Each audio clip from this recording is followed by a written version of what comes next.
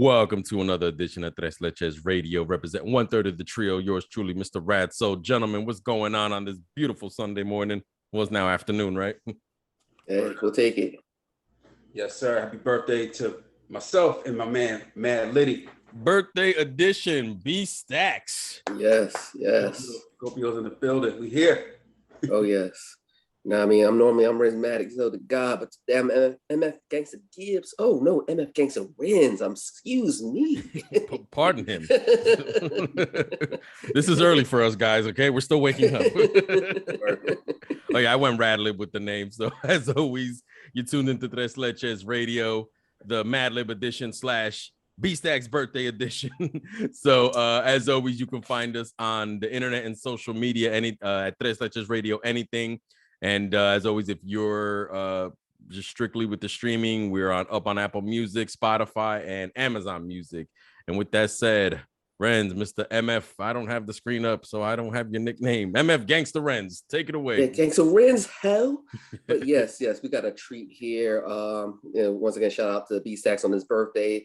Also, Mama Rivera. Yes. Yeah, man. Dear Mama. Mike from Beat Nuts Show.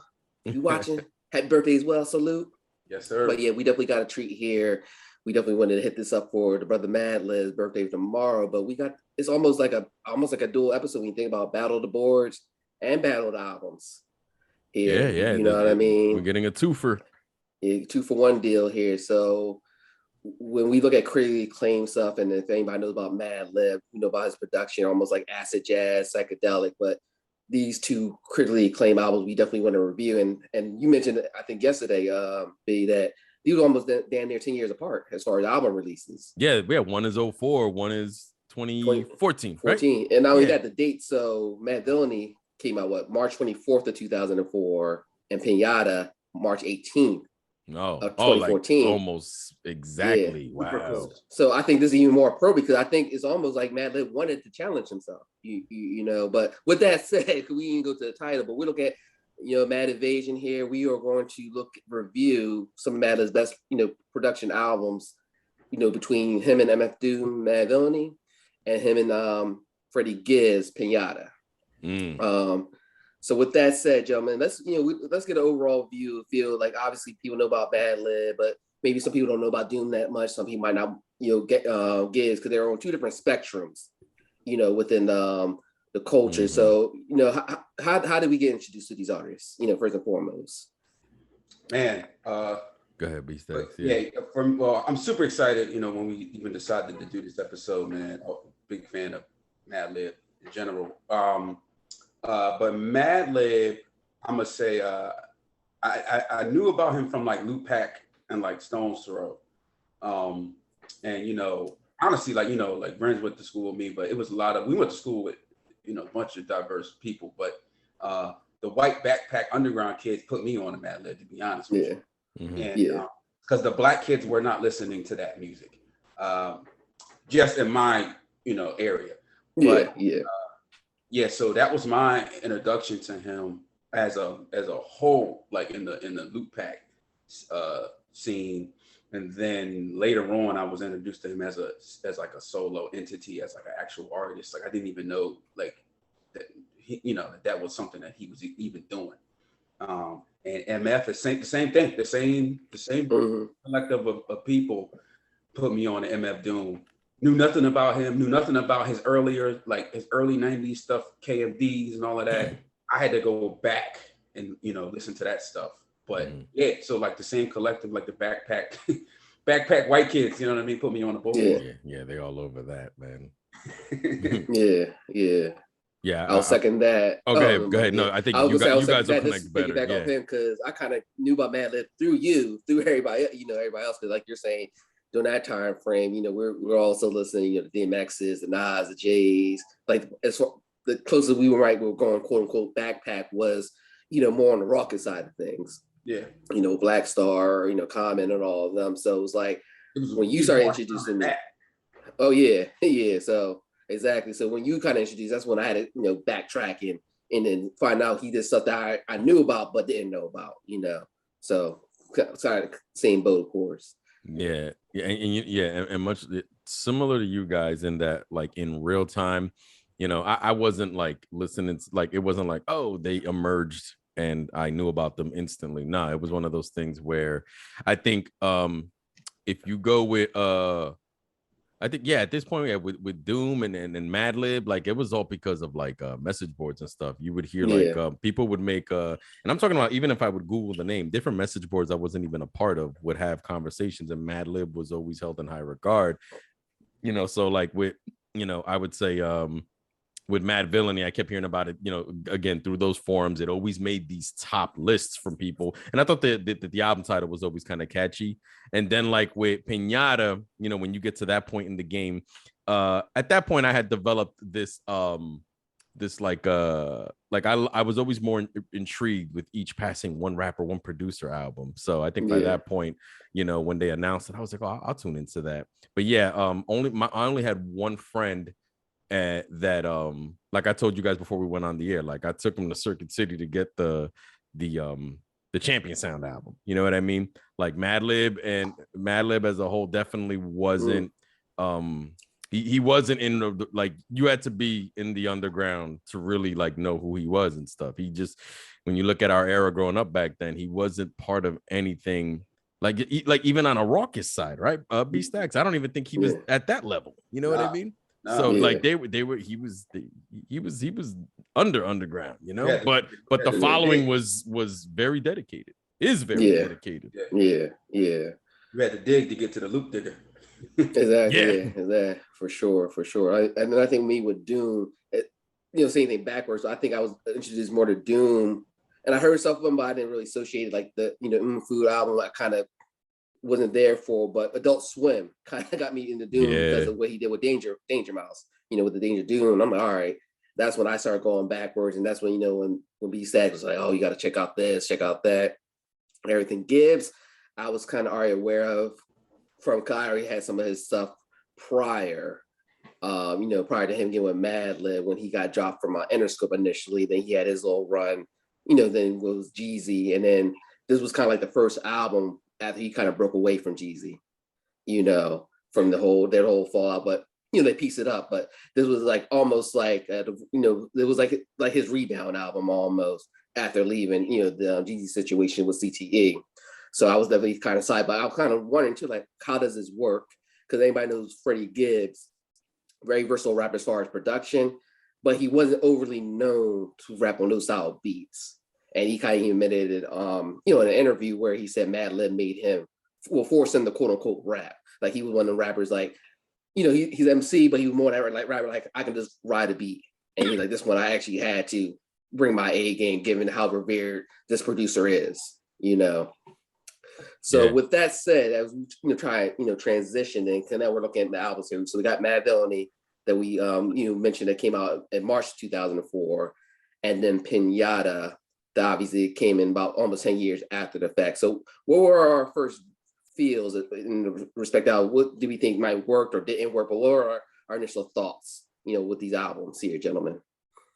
Yeah, I think with Madvillainy, again, because I kept hearing about it, but I didn't listen to it till years later. I went into it with high expectations because of the way I heard about it, where everybody who brought it up was like, yo, Madvillainy is the best. Like people were saying it's the best album of the 2000s, like mainstream underground. Like it was, the conversation like that was so damn consistent. So my expectations were already high because again, with in general with Doom and Madlib, similar thing where I discovered them retroactively. Like I always heard about them, but then Renz,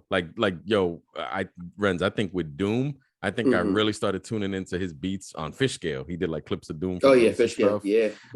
But like again, so that one I went into probably a few years after it came out with high expectations, and then again with Piñata, I think by that point, this is 2014. I've seen Doom's on different albums, like, oh, he produced this, he produced that. By that point, I was and I know like with these albums he's rapping, but what I still went into not Doom, Madlib with Piñata, like he had made he had like he produced here, he produced there. So by the time Piñata's coming out, between my genuine curiosity for the one rapper, one producer approach that guys were taking, and me just being just a little bit more familiar with his sound, I was curious. I didn't know which way it would go. I didn't have an opinion on Gibbs yet, because I knew he had like the, ESGN out and all these other albums, but I never really like went out my way to listen to them back then. So I was curious about Piñata, and Madlib was what drew me into that album. For me, in real time, my expectations were really low of Madvillainy, because I didn't like know much about it.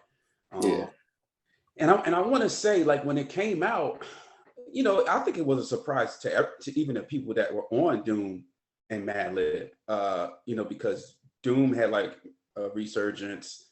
And Madlib was just consistently kind of just doing what he was doing. Yeah. But he wasn't previously collaborating with like people outside of the Stones throw at that point. So I want to say, if I'm being accurate in real time, 04, it kind of surprised everybody. Mm-hmm. And like you, Ray, like years later, I had to pay more attention because the acclaim that it got, like each passing year. So I had to really listen to it. By the time like 06 comes around, I had to go back and like really check it out, because I had just skimmed it in real time, and then I ain't gonna lie, and just kind of just went on to the next thing. I don't think my brain was even programmed to even know what was happening, man, to be honest, with that production, bro.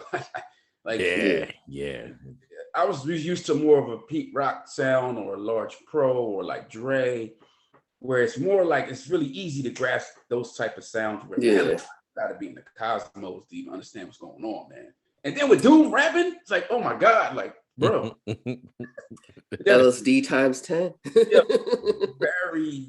It's for a particular mind, man, and I wasn't ready yet. And Piñata, man, actually, so I didn't know I put you on Madlib, but you put me on Gibbs, so I think you gave me the Piñata album, and I was like immediately. And by that time, I was like loving Madlib up. So that introduced me to Gibbs, the Piñata album, which was phenomenal. You know what I mean? From there, the album. That set the standard for Gibbs for me personally, because Brandon, I think we've said this, like I almost only tend to care about Gibbs when he's over Madlib. I'm not saying there's other stuff I haven't enjoyed, but and we'll get into that later, but I will say definitely like him. The chemistry, and everything. And it's funny because like y'all two kind of alluded to, when Madvillainy came out, I don't even think that was on my damn near radar. I think the only thing that was on my radar with Doom at that point was when they were, this was like around the time when they're doing all the producers doing all the remix albums. It was Black Album, God's Son, Nostradamus, because I think Doom had with the Nostradamus. The Doomstradamus. I remember that album cover with the so that kind of had me in that phase then, but even then I didn't really catch too much of it, but I obviously knew about the fish scale stuff. So like I said, my interest was more with the him and Danger Mouse, but when I went back to it and then saw it was him and Madlib from Madvillainy, I don't think I was too surprised, only for the fact that they had to work previously, when you look at Food and Madlib's on there on a couple of tracks. So I wouldn't say I was completely surprised, just given their kind of low-key demeanors, and it kind of like worked for them. So on paper, I wasn't overly surprised. I was more overly surprised with him and Freddie Gibbs when it came to Piñata, because I was already on Gibbs at that point. I had a lot of his mixtapes and stuff, and I kept thinking to my head, like, I heard Gibbs on some boom bap, some stop it, but nothing on a level of a Madlib. So I'm like, does this work? Does it not work? And I'm like, how the hell does this even come to be? And Madlib's in an interview talking about Gibbs, and literally having one conversation when somebody asked him whose favorite rappers were at that time, he said Freddie Gibbs. He's like, I would love to work with Freddie Gibbs. And people were like, really? Like, is that even in your lane? He's like, why wouldn't it be my lane? It's almost like he started to say, why are you trying to put me in, in the category? Like, I can work with any style rapper. So when hearing about Piñata, like I said, I had that curiosity. I'm like, to me, I'm thinking like gonna be oil and water. And then what happened was a beautiful blend, literally. That I think for a lot of people, who might not been, let's say, into gangster rap, but like, oh, let me just check this out because it is with Madlib, and Madlib just wouldn't just give production to anybody, neither. Unless you're Blue. Blue just steals your music.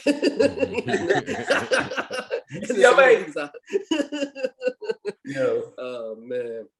But I mean, what highlights from the albums that really stick out to you, you know, when we look at these albums though in general? Because I mean, there were a lot of bangers, you know, for both respective sides. Well, you know what? Brandon said something that I wanted to elaborate on with Madvillainy. It's important, like when you listen to Madvillainy, that album is an exercise in unlearning how your ears approach a hip hop album. Doesn't matter if it's gangster rap, alternative rap, D-boy rap, party rap, etc.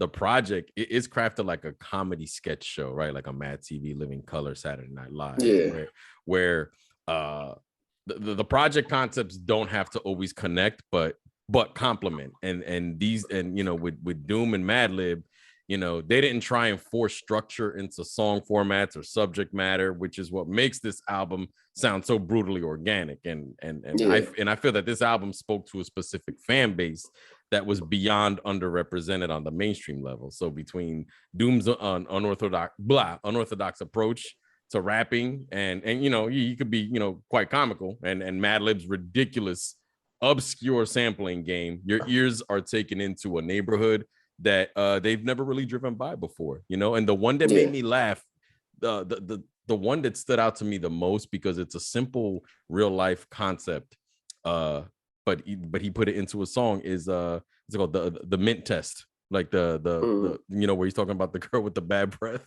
And you know, and what's funny is a lot of the songs on Madvillainy are like 2 minutes, you know what I mean? Like it's a 40-something minute album, but it's on, like, a lot of the songs are short. But I would have to say with that one, I'll go with I would say Mint Test. I think it's like Lifesaver, aka Mint Test. And then I think with Piñata, I might go maybe Lakers, because my man Absol's on there. So because you got Lakers, and then after that he's got Knicks. So I probably go that. You know, you guys go ahead. All right. So I just wanted to. I want to be real concise, so I just picked one song from each album. Like, overlooking this album, I gotta say Madvillainy is like the favorite here. Like, if this is a boxing fight, I think Madvillainy is the favorite, and I think the underdog is Piñata. I think that's just my opinion. But if I'm picking one from Madvillainy, I'm gonna go with Curls. Curls definitely dope one. Yeah, I think it just gives you, like, all the songs are kind of different, but they do play into each other. It's like jazzy, it's free, it's spacey, it's a little dark, it's kind of funny. I think Curls is like a nice representation of what you're going to get through the whole entire album. That was my fire track from that one. And then from Piñata, man, it has to be, Meet Me at the Harold's. Like, I'll probably play Harold's once a month, man. Real talk. Like, the God Body anthem right there. Jeez, that song is so hard, man. Like, and there's a lot of standout tracks on Piñata, but I had to go with Harold's. Yeah, Harold's is definitely a fan favorite. I mean, that's perfect cookout song. Like, it's hard, but not without being hard. You know what I mean? And that one was released as like I think like a, I don't know if it's a single or whatever before. It was like an EP, like a EP, promotional. Yeah. I remember that. Yeah. Because prior to that album, because initially they were just going to do like Lucy's almost, because that's when they were going under the header Mad Gibbs. You know, at that point, before they say, you know, Freddie Gibbs, Madlib. But yeah, that one, I think Terrorists, they had like maybe 3 or 4 songs. They were just going to say, hey, and then package it as a small EP before that album, you know, say, hey. But those were good. I think for me, and it was like actually the first thing, but Thuggin', like, I think Thuggin' just put you this in that. When I first heard that song, I'm like, all right, I need this album here now, because to me that was Harold's. It was good, but then I'm like, where is it going to be the range here? And I think Thuggin' put that benchmark, saying, I'm here to rap. You know what I mean? And stuff, and that made me excited for the album, literally. And then you just look at some of the artists work. You know, the song I think was not Deeper. It was Scarface. Broken. I thought that was a standout because he's talking about his pops on there. He gets really really that was personal there. So, and then obviously for Madvillainy, Curls, you know, like you said, kind of put you in that mood. All caps, I think, without saying, what he's about. And I think that was a good track, especially if nobody didn't know what Doom was about, as far as how the pockets he kind of get into as far as rhyme schemes. Because Doom is definitely acquired taste for a lot of people. Yeah, absolutely. You either like him or you don't. You know, but his influence is so deep, and a lot of people don't realize. Like Sean Price, when he reinvented himself, he said he was trying to essentially be a more gangster version of Doom. And you even hear some of Price's schemes are very similar to Doom's. It's just that he's just added more ignorance to it. Like because he could be random. Like Sean Price could be random. I just think MFDOOM can be like super random. Exactly. Like that's definitely. Exactly. But I mean, when we look at these albums, before we go into the scales and all that, like, did we think like how did we think that the productions match the artists? Kind of that's one of the things when we look at these one artist, one producers, they can be hit or miss. Sometimes we like on paper like, oh, this is gonna be good, and here like it kind of not there. But I felt like with these two albums, I just felt like led this cater to them. I'll say more so even to Gibbs, because I think with like Doom and Madlib, they were kind of still within that same realm, so to speak. It was more like, okay, let's tweak it, versus Gibbs like, I need you to come over to this area, and while Gibbs, I need you to come over here, But what were your initial thoughts as far as like the chemistry aspects? Yeah, I think so. It's different soundscapes for sure, and it definitely shows you Madlib's range, because I mean, their production wise, they're like not alike at all.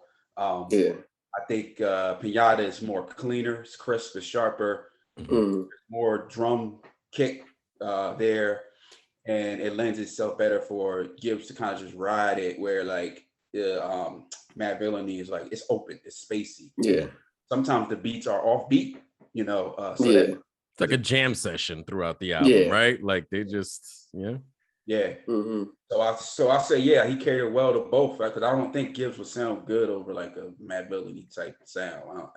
Nah, I wouldn't want that. I wouldn't. He'd sound like one of the customers that he supplies. That's the problem. Right. Word up. Oh man. Yeah, crazy. I think to answer your question, I would say with Madvillainy, I think they sound like it's incredibly organic. Like I said, they just said, to hell with structure. Let's just put these emotions, these feelings out, whether it's comical, whether it's bragging, you know what I'm saying? It is, I think, and especially because I've heard what happens is there's context, right? So I've heard like other MFDOOM projects. So when I see that, how like true to form this is for his personality, and then you look at like the samples, right? Like the samples that you aren't very common, you don't really hear these, and the chaoticness of the sounds. I think they paired incredibly well together when you look at the personalities and what's being catered to here. But what's funny is the opposite thing is what's going on with Piñata, because with Piñata, like Brandon said, there's more song structure there. There's choruses. You know how many songs? I don't even know if there's any choruses on Madvillainy. You know what I'm saying? Whereas on Piñata, the album feels there's more of a structured approach to it, which is fine. I don't think it limited Gibbs. I think it actually accentuated it. So I think they paired well together, because you got structure, but then like I said, Madlib has a certain sound library that only he has, and it just even when he used familiar samples on Piñata, right? They did the I Get High joint, which like I hadn't heard it reused since like Styles P used it. He still found a way to flip it and make it exciting for Gibbs. You know what I'm saying? I think in this case, he knew to go with a certain structured approach, and it worked. Like I said, when it comes to Gibbs and Madlib, that's how I want to hear Gibbs. That's just I don't know what it is, but Madlib finds a certain something for Gibbs that hands down makes when they're gonna drop something, that's what I want to hear. I'm more excited for that from Gibbs than any other release. Yeah, no, for sure. And it's funny because when re-reviewing the albums, and more so Madvillainy, because Madvillainy I haven't touched for like years here and there, but obviously P.I. was more recent. And then we're talking about the structure. One thing that always boggled my mind, I'm like, man, there's so many skits on Madvillainy when I was going back to, but then re-listening to it, I'm like, but it flows well. Like that's one thing we always talk about, like some certain older albums that had a lot of skits that we might thought was funny or comical then, but didn't age well with a lot of those respected albums. But this one, it it was in harmony, you know, and it made me appreciate even more some of the skits on Piñata. Because when I initially was listening to Piñata, I'm like, oh, these skits really work. But then when you start seeing Gibbs' personality, and we were talking about even, you know, before we went on air, the comical side of him, you know, and I think Madlib gave him like an open space to show his, you know, his softer side, quote unquote, and how that marriage. So go back to Madvillainy, made me appreciate some of the stuff Gibbs was doing with his old skits, you know, and everything, and how it still flowed within the realm of Piñata. So, and that's a testament to Madlib saying, hey, let's add this part of your personality to, because really people don't really know who you are outside of you, the same gangster Gibbs I do, you know, or whatever, you know. So I did like the, you know, the beauty of that. Yeah, and you know, and it's funny, yeah, when I think about the skits, right? Those little the interludes, they're I usually feel like they're a way to kind of keep the ear engaged and not fall into like a feeling of monotony. And I will say, you know what, like skits for skits, I actually preferred the interludes approach on Madvillainy over Piñata, and I think it's because when you listen to Madvillainy, because it's so all over the place, those interludes, there's no your ear hasn't fallen into any kind of structure, so that interlude is like, you know what, right here, like there isn't really a specific like I said, I feel like because of the non-forced structure, I think that's what's making me like the placement of the interludes on Madvillainy over, well, like I can honestly, I could have probably done without them on Piñata. I don't hate them, but if I'm comparing like that approach, because Madlib definitely does that on albums, I would probably say for my ears it worked better on Madvillainy. You know what I'm saying? And I agree with you, Renz, like with Gibbs and Madlib. He, you know, he was kind of like you know, he went the whole autobiographical new school gangster rapper, you know, and then he like that somber side. I think that's another thing I liked about it, is he wasn't just all kill like, or sell drugs or whatever, right? He talks about stuff, even like with I forget what that song is. I don't think it's called Shitsville. There's a song Shitsville on there. I know Shitsville's on there, but he has a song where he's rapping and he's talking about I think it's probably deeper, where like the girls with another guy, but now she might be carrying his baby. I think it's deeper. Like deeper, you're getting like, he's giving you the streets, but then he's also giving you like, oh, this is the other shit that you know, that's on my mind on top of this other illegal activity I'm doing. But for sure. So I mean, we are kind of dissecting our, you know, our scales here, but let's dig a little deeper. Let's look at some of like the production and, you know, what we felt like more impactful. We, you know, obviously we're tallying Otis against Otis essentially, you know, what's between Doom, you know, and respectively Gibbs here. So when we look at like production from these two albums, like we rating it from like a 1 to 5, where are we seeing Madvillainy versus Piñata, you know, in that respect? So production, I had them both at a 5.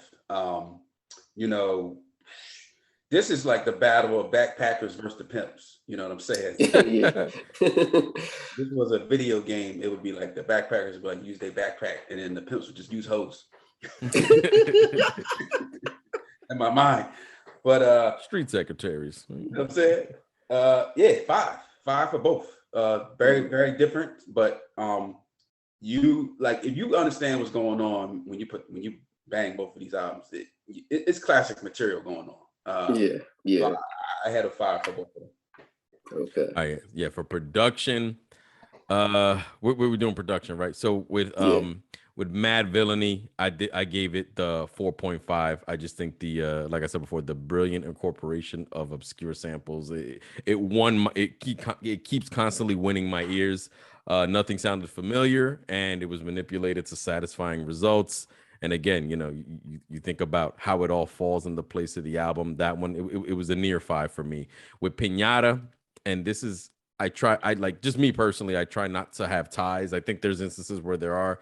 So for me, if I'm giving Madvillainy the 4.5, so Piñata, I put it just a notch below with 4.25, which is interesting, Renz, because I thought coming into this, based on memory, right, not like the current listen, I thought I would have had it the other way around. But again, Piñata, love the album, but if we're talking production, I feel that Madvillainy edged out Piñata, even though I really like both. I think Piñata, like I said, you get a combination of the Madlib originality, and then you get some familiar sound and samples in there, but he flips them his way. A lot of producers do that in the course of hip hop. Yo, but go ahead. Yeah, are we keeping score? Or we just we'll keep it score. So right, cool. So yeah, we look at it right now. So right now you had a tie 5-5 for production. Ray had 4. I got Madvillainy 4.5 and Piñata 4.25. 4.25. It's funny. I have that same score, Ray, but reverse. Yo, Renz, mine's was mine was going. I did the same shit and I flipped them. Like after I re-listened to them, I'm like, yo, I flipped. That's funny. Man. So mine, that's how mine is. I think it's funny because going into it, I would have said Madvillainy had the better production. And I will go back and forth. And you can't really flaw anybody such a revered, producer such as Madlib.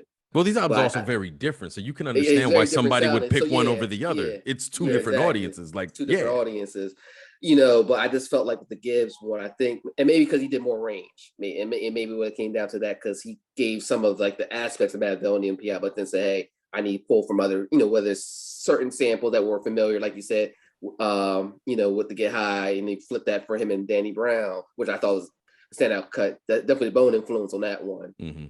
Before we move on from production, I forgot to add in my notes. So this is debatable because J Dilla is not here to speak for himself. But so we got 04. This comes out. Donuts is like right around the corner. Madlib might have started the production shorts, like those songs that are like under 2 minutes. Mm. And like remember, like Madlib was kind of the starter of like just putting out, just beats. Yeah. Mm-hmm. I don't know who started this. Like, could be Dilla, could be Madlib, but they could have been doing it at the same time and not even knowing that. You know what I mean? Yeah, that's where their frequencies were, for sure at that point, because they were definitely from the same cloth in a lot of aspects. Yeah, But like I said, I gave 4.25 for Madvillainy, but there's really nothing you can fault on that album. But like Piñata, I just give that slight edge. This guy, I think this had a little bit more range, but like I said, I think he needed to give more range for people who might not have been on a Gibbs or kind of on the fence with that collaboration. Where I felt like on Piñata he had more something to produce on the production tip, given that this is a rapper in his lane that he never really dealt with. Versus with Doom, I felt like they have similar backgrounds.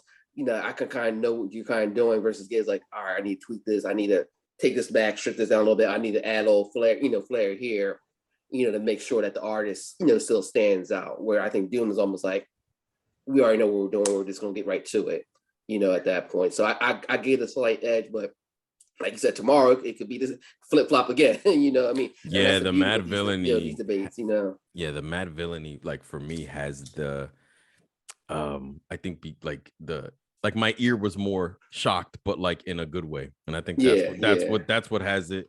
But yo, it's just funny that you said that, dude. Yo, so I had a score written down before I re-listened, just to see if I wanted to see if when I came back, was I the same? And this is funny. Same numbers. I flipped them. But okay, so you got the 4.25 for Madvillainy and the 4.5 for Piñata for production. Mine is reversed, and Brandon got a 5 for each. 5 for each, yeah. All right. So as we didn't step to now, let's look at lyrics and same thing. We're looking at two different spectrums of lyrics versus like the gangster rash treat, but semi-conscious stuff, and then more of very abstract but still conscious stuff within Doom's material with comic relief. Lyrically on these projects, where do we rank these for these respective artists here? I got Gibbs over Doom. So with Gibbs, I went like the 4.25. I gave him the slight edge. I think he does well with his lane. He flexes different flows. He can flip flop between like bravado and like somber, and and be comical too. They're both comic. That's what's funny. Both of these artists have a comical element to them. Yeah. But I will say, me personally speaking, with Doom, I went 4.5. He's an acquired taste, like you guys said. He has his own way of delivering ideas that at times could be very clever and comical. Others, at times, it felt a bit random. And remember, like in other conversations, whenever we felt artists were kind of random, whether it was like an Eminem moment or just somebody else, that can sometimes lose me as a listener. Mm-hmm. So I went with Gibbs 4.25. MFDOOM, I went with the 4 out of 5. But I will say, like, I forget which one of you said it. Doom as a lyricist, is an acquired taste, and me personally, I prefer him as a producer over a rapper. I will say that. Okay, so that one. But yeah, lyrics. I gave a 4 for Piñata and Gibbs. Like. So all right, so Karis One ain't out here like complimenting Freddie Gibbs on his lyrical ability. You know what I mean? He's not a lyrical type dude. He's just street gangster poet. Like, so he rides that lane great. But like he's not also doing acrobatic lyrical flips. So to me, he couldn't get a 5. Like, to me, the four is the ceiling for me, which is still good. I mean, that's an A-. I don't know how we grading this, but I gave Freddie a 4 for that. And with MF, man, I actually gave him a 5. I kind of like really took me a while to really decide, but it's almost like Andre, who's different too lyrically. But we don't talk about Andre, we don't talk about Doom in the lyrical category, because it's like, I don't know, man. Certain cats are they're just out of the conversation, because like the common mind can't even comprehend sometimes, or they don't even have you can't even get into the conversation because your mind and your soundscape doesn't go that far. So, and I agree, he does get lazy sometimes and random and some, whatever. Like, I'm not saying that he's all, and he's not the only artist. Like, I think for me, like, it's a personality thing of who I am. Like, when I hear that, sometimes it's like, okay, like, you just wanted that to rhyme for the sake of rhyming, Right. Yeah. I'm not saying that he doesn't go off the rails. He definitely does, but there's some artistic brilliance there. So I gave him the lyric. I gave him a 5, 5 for that. Okay. For me, this is why I had a tie up for lyrics. I gave them both 4.5s, and I think because I think they're both lyrical in their respective lanes, and their lanes they crafted, to damn near perfection. I think when we think about abstract lyrics and everything like that, especially on this album, I think this is almost Doom at his pinnacle, between this and I think the follow up we did with Danger Mouse. I just think he was just in such a pocket, at that point. And but like I said, it's a acquired taste. So you either like it or you don't like. But for the people who respect those type of abstract lyrics, I don't think you get anything better than Doom, in that realm. And I just felt like the same thing with Gibbs. Because like I said, this was the album where he said, hey, I need have y'all respect me as a lyricist now, not for some dude who knows how to ride a trap beat or come up with a nice little hook or whatever. Like, I want y'all to really, see what I'm working with. I mean, you look at that album, like, he got Raekwon on it, he got Scarface, he got people that's not really, well, Scarface made more some of this drum, but like, you got people like Odd Future who are on the other spectrum a little bit. And for to go that, Mac Miller, and a lot of those other artists where he would normally not dealt with prior to Madlib, and then showing, he can get down with lyricists, he can get down with the gangster stuff. So looking at that, and this is a production he was working with as well. I just, I couldn't really say, hey, one is better, because there's 2 different styles here, but 2 different styles that they both, pretty much crafted and perfected, at that point. So I had them at a tie of 4.5 each. Well said. Yes, sir. Yeah. Chris Webber. Ooh, blood ashes. Ow. All right, so right now, so when we look at lyrics, so Ray, you had you said you had Doom at 4, you gave 4.25 to Gibbs, B-Stacks gave 5 to Doom, 4 sorry, 5 Doom, 4 to Gibbs, and then I had 4.5 for each. Yeah. All right, so we got that in. Yeah. All right, so we added an extra category here. Originally wasn't added, but we put it in there. So I'll bring that in first before we get to the last category. But let's talk about chemistry here. So when we look at, and obviously they had Lib had chemistry great with both of them, but when we look at the albums, now, from the beginning and now, in the present, who do we think had a better chemistry album wise? Was it between Lib and Doom, or between Lib and Gibbs? I would easily say so, chemistry wise, and I enjoyed both albums. I gave Doom the 5 out of 5 here. I think the chemistry, their erraticness, their volatility, I think like I said, the chaotic approach to it, where there was no structure and they both seemed to genuinely understand that. You know what I mean? Like this was just a 5 out of 5. When I listened to both, I just felt like there was a shared mind here going, with both of them, and they just knew what to do, and they banged out 22 tracks as a result of it.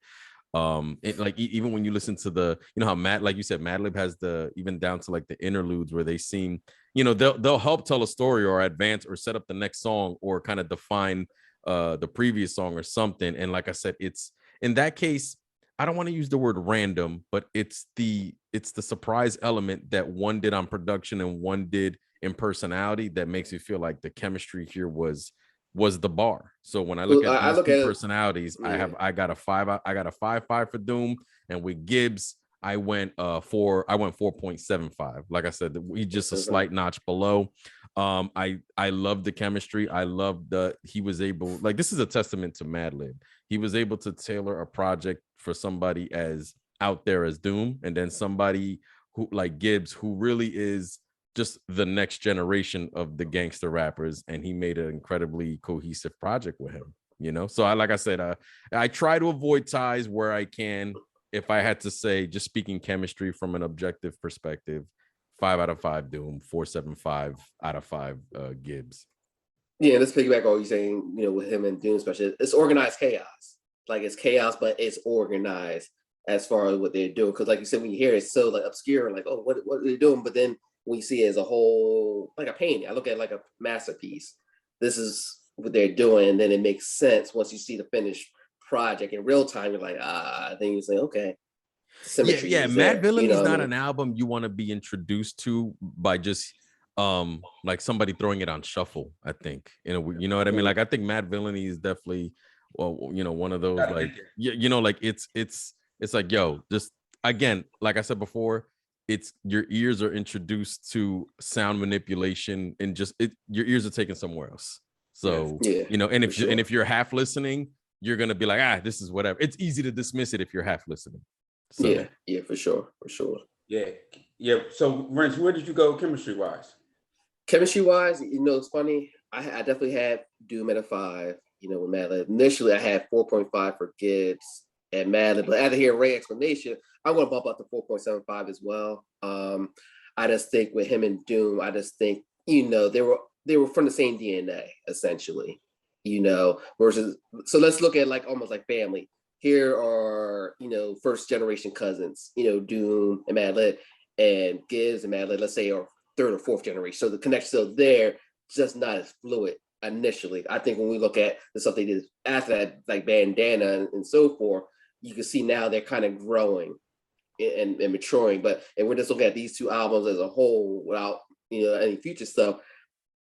To me, the chemistry was right there, where I think they had to do some tweaks a little bit with him and Gibbs. Doesn't get a feel for each other per se, because they, they're from two different arenas of hip hop, versus him and Liv, they're kind of within that same, circle. But I mean, when you look at the chemistry, I mean, both of them, Liv, in that sense, Liv, like, he knows how to work with artists regardless of what lane they're in, but I would have to say 5, Doom, 4.75 for Gibbs. Yeah, and I'll be brief. I pretty much said the same thing. That's funny. I was thinking about the cousin element in my head too. Yeah, Madlib and Doom. Chemistry 5 for them. Yeah, it definitely. I mean, this starts off like his sets with people. Yeah, pretty much, because this is when he goes out of the Stones Throw family, and I mean, he still got like Wild Child on there, Quasimodo, Yesterday's Classic. Yeah. But this is where you see him to start venturing out with other artists. Mm-hmm. I would say with Gibbs, not far off, like like a 4. Like it's more impressive with Gibbs because it's obvious that this cat is like a little bit out of his bag per se. Yeah. So it's honestly like it's weird, right? Like I'm saying I'm giving Madlib and Doom a 5, but I'm giving Piñata the 4. But it's actually more impressive. It's like a moral victory, even though it's not a numerical victory, because it's more impressive that he was able to do that with Freddie.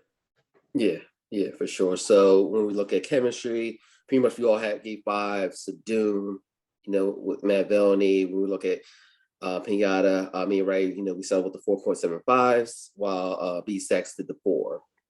All right, so for the last one then, the impact. I think for both artists, it was definitely an influential album, and their catalog, and Rivera albums, and the people argue might be their best respected albums, for each respected lane.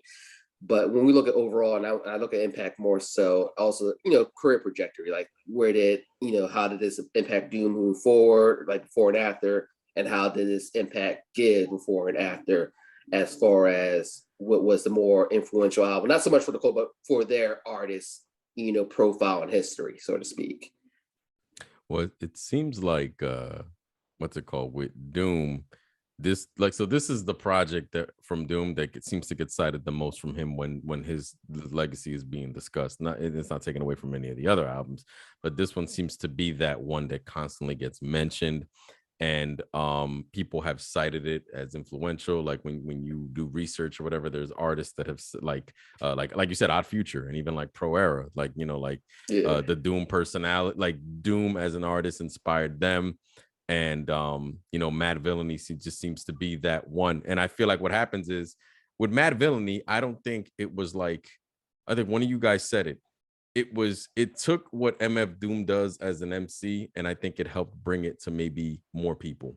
You know what I mean? Yeah. Whereas with Gibbs is like I said, he's kind of like just the next generation of gangster rappers. And it seems like what this did for him, it gave him arguably like the best album of his career. It could have possibly opened them up to more audiences, like maybe more the Madlib side, like you're marrying maybe two different audiences together. But I would say Piñata feels more like a carrying of the torch from the previous eras of gangster rap, whereas Madvillainy kind of laid out like an architectural blueprint for artists for the future guys to be like, hey, you don't got to just fit this mold of this gangster rapper or this D-boy rapper or this whatever. Like the weird kid in class can be cool. You know what I mean? So I just feel like I think so. I think for Doom, I would just say greater impact for the artist career. If you were talking Madvillainy, I gave him the 5.5, and then with the Piñata, I went 4.5 out of 5, because I think one really strengthened Gibbs's catalog, but Madvillainy just kind of opened up, but it further opened up a conversation in hip hop albums and what we deem our classics and stuff. And that's just how I perceive it. It seems like one had a bigger reach than the other, just from where I'm sitting. So 4.5, greater impact for artist career, Gibbs. 5.5 for Doom. Gotcha. And what you got, Stacks? All right, so I had a tie. I'm gonna choose here. I'm Ray making me, making him sweat. Yeah, Ray's challenging me here. So to date, this is the highest selling album from Stone's Throw, from anything they put out, under Peanut Butter Wolf. So and it breathed new life into Doom's career. He was able to have a second life. I mean, he even talks about it on this album. Like he don't want to be an old rapper. Like he just wants to put out art. And it definitely continued the trajectory for Madlib. So I'm gonna say 5 for Madlib and Doom. And I'm gonna say 4.5 for Gibbs. I mean, because this is to me how he gets a Grammy. Because this is where the audience kind of takes him a little more seriously.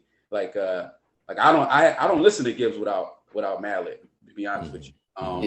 And I think there's a bunch of there's probably a whole fan base that's like that. Yeah. So I'm an embodiment of I'm an audience member that got onto Gibbs because of Madlib. Like I rode the Lib train to get on the Gibbs train as a result of Piñata. So. Yeah, what you got, sir? Yeah, I respect both comments, but I went 5 with Gibbs, and I look at his career trajectory where it's like he's now open to other realms and avenues where I can't necessarily same thing doing, and I'll kind of get that in a little bit. But with Gibbs, I just felt like once he got with Madlib, then we because I look at you don't get Alfredo, and you can say what you want about Alfredo, but it was so people for underground album to be nominated for a Grammy speaks for itself. but I don't think you get Alfredo. I don't think you get the follow-up Bandana with Madlib. I don't think you get some of the artists Gibbs have been able to branch out with. And when we look at his career trajectory, I look at Doom, not saying that Madvillainy, because we already know it's a test of time, but I still think with Doom, like with food and everything else, I still think Doom would still been cool either way, as far as his career trajectory goes. This based off his output and the style of music he was doing. I can't say the same thing for Gibbs. Had Piñata not happened, I don't know what Gibbs would really be. I don't think he in the conversation as far as one of the best in his current generation, like with like the J. Coles, the Kendricks, and so forth. Where I think Doom's going to be Doom regardless. I think Madlib is a an extra star and under his belt, but I don't think Doom goes any lower without having Madlib there. But I can't say same. I think Gibbs would have peaked or plateaued till Madlib came in there and kind of to me skyrocket him more. So I think impact wise, I think for me Piñata had the greater impact for him versus with Doom, because he was already kind of in that lane and you already had that cult following, cult status, so to speak. So in that respect, I gave impact for Madvillainy a 4, in that respect. Yeah, I mean it's hard, man, because there's no right or wrong answers here, but you know what I mean. But yeah, it's considered like. See, I actually think Gibbs would have still been successful even without Madlib. I think like he could have still had a situation with Alchemist and all these other ones. Like I said, I think his best albums are with Madlib, but I think Gibbs would have still been fine without it. And again, yeah, like I think you're right. Like MFDOOM, like you weren't marrying two different audiences with that Madvillainy. It's just that I've never seen an album from Gibbs hailed, and this is before, and I'm talking like from before Doom passed away. I've never seen an album from Gibbs held in the same regard as a Madvillainy, where people are saying it's the best album of the decade. So that's where I'm going with that. I personally think Gibbs would have still been fine without it. It really didn't hurt that he got with Madlib. Would I have personally pressed play on him sooner? Maybe not. He's definitely doing his thing now for sure. I think some of his social media stuff kind of gets him in headlines a little bit more too. But yeah, I mean, now it's kind of hard because Gibbs has the ability now to keep evolving and transcending, and now Doom can't. I think Gibbs would probably always because like Renz, like you said, right? He was once signed to Jeezy. You know what I'm saying? Like he kind of went the path where he was trying to be more noticed. You know what I'm saying? Whereas I would say Doom maybe not. I mean, the guy walked around with a mask. He didn't want people to see his face, and even down to the point where apparently at shows, sometimes you could go to a show and it may not even be him. Apparently, right? So I mean, I think I mean, it's probably a little harder. I feel like when you look at the personality of both artists, I think even if both were still alive and doing exactly what they do, I think Gibbs's name was probably always going to probably ring louder just because of his path. But yeah, look, these are just coming to me right now, so I'm just going off the fly. So backpackers beat you to death right with their books. Yo, man, like I said, I like as I've gotten older, man, the hip hop audience is like I hate all sides. they're all annoying. They all do the same thing. Like I've always said, man, they all do the same shit that they think the other one is only doing. So anyway, I don't want to keep rambling. All right, so let's tally up here real quick. I know we trying to run on time here. So 56.25 gives at 54.5. Okay. So yes. So the winner by slight margin is Madvillainy. I mean, coming into this, I would think by most people that's the favorite album. Yeah. That one's been in certain conversations that, as much as I love Piñata, Madvillainy has always just been in certain kind of conversations that Piñata has yet to. I don't know if time will put Piñata there. Remember, one has 10 years over the other, right? Yeah, exactly. So Piñata hasn't even hit the 10-year mark, right? So we'll see where time takes that one. But yeah, I felt like Madvillainy might, that, but yeah. But you know what? Those scores are, it's not a blowout. Time frame, you know, and that's no disrespect to Gibbs. I'm like, that's a phenomenal album. So the fact that it's on that same level, you know, so to speak, speaks for itself. You know, a lot of artists can't say that their top project or whatever it was done by Madlib, you know, period. Yeah, absolutely, man. So there you have it. We got you got Madvillainy edging out Piñata by a slight margin. Yeah, so this was dope, and anybody watching, you know, if because you know these are the conversations that get people pissed off in the comment section. You know, let us know what you you know, what you agreed, what we thought maybe we left out, what we missed, what you don't agree with. Let us know. For sure. Yeah, man, it's been a pleasure, man. These episodes are dope when we do this. Salute to the Luke Digger, RIP, MFDOOM. You know what I mean? Yes. Gibbs as well, man. Yes, sir. All right. And with that said, catch us on the next one. And again, catch us on we can find us at Tres Leches Radio, anything. Just type it in the Google search bar. You will find us. I've done this. It's proven. It's phenomenal. Yeah, exactly. Rate and review, man. Rate and review, people. Even if you don't like it. Rate and review. And on that note, we'll catch you on the next one. Peace. Peace.